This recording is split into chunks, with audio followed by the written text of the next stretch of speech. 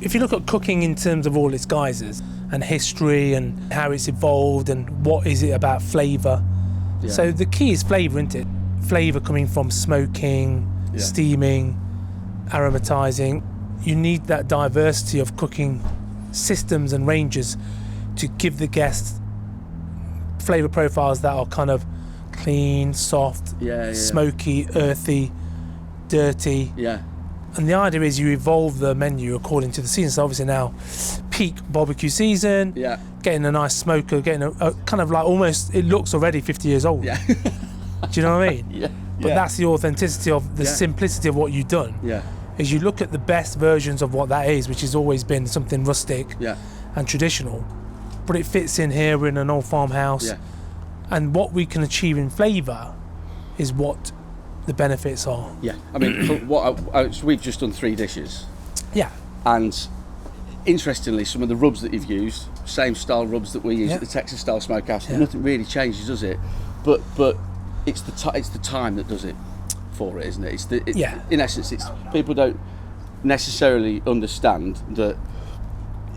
That's the thing. Smoking takes a long time. Things like these never go out of fashion. So no. Chefs almost like going back to basics. Yeah. Doesn't mean it can't be in a gastronomic venue. So, getting a beautiful 3-star restaurant serving a beautiful lamb chop. Yeah. That's cooked really slowly on the rack, sliced, and it's still pink. Yeah. It's taken 4 hours. The fat's rendered. It's sticky. Yeah. You put a little glaze on it. Yeah.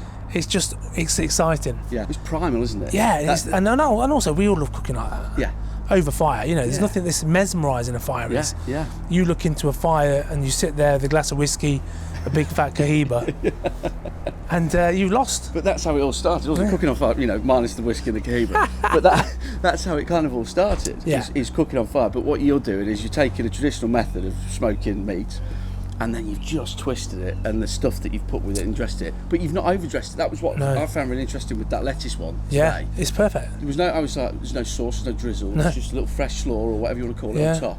Because the pork's got the glaze, so it becomes like this sticky piece of protein. Yeah. So it's almost self-saucing, and also the fat in there is rendered, but it's still got that gelatinous texture because you're not shrinking it because you're not overcooking it. No. So because it's low and slow, it just breaks the fibres gently, releases the fat. Yeah. You then do your little bit of magic with your glazing. Yeah. So it's like anything. You've got to look after it. Yeah, of course. Yeah. So it's not like it's a 15-hour cook, see you later. Yeah. At a certain point, you've got to wrap it. At a certain point, you've got to do that. You've got to spray it. Yeah. And whatever sprays we use, I spoke to you about it. You get whiskey in there, vinegar in there, whatever it is.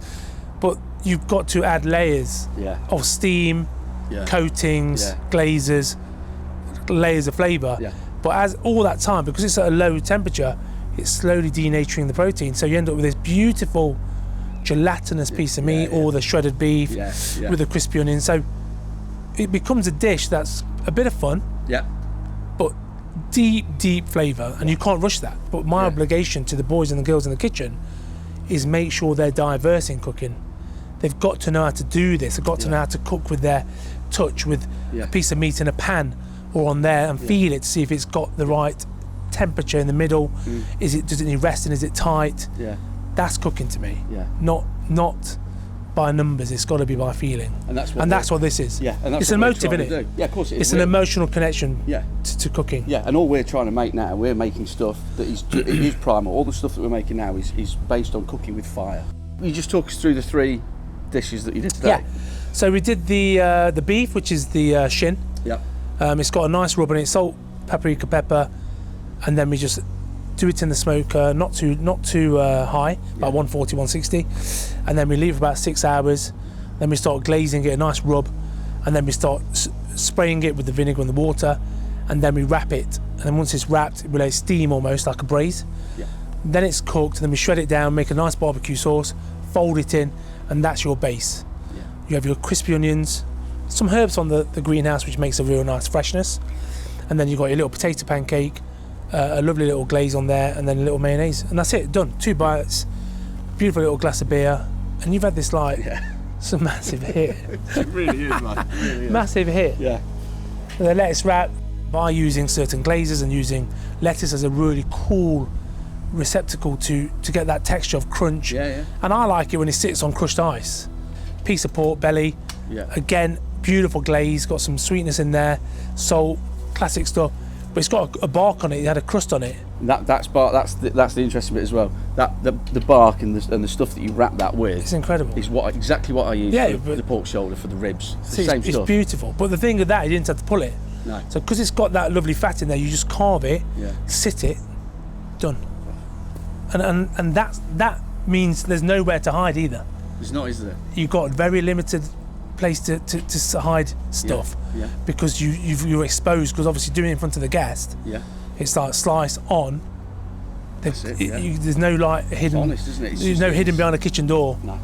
Doing some jiggle pokery, you know what I mean? Relying on all that stuff. Yeah. It's there. It's in front and of that's you, what I think has become a hit. Yeah. Like, we'll do the pizza in season, and now we're moving on to the grouse hot dog. Obviously, you got, and the beautiful thing about the grouse hot dog is that you've got this incredible texture, which is what Josh did, where he cooked it on there, straight into the ice, into the water. Yeah.